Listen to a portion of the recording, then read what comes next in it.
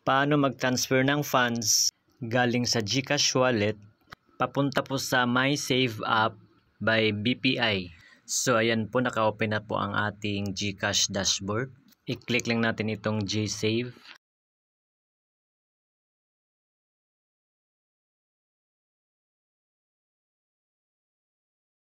At i-click natin itong MySave app by BPI.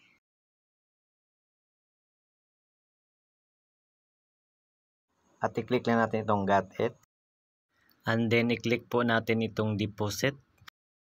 At i-type po natin dito yung halaga ng ating i-transfer.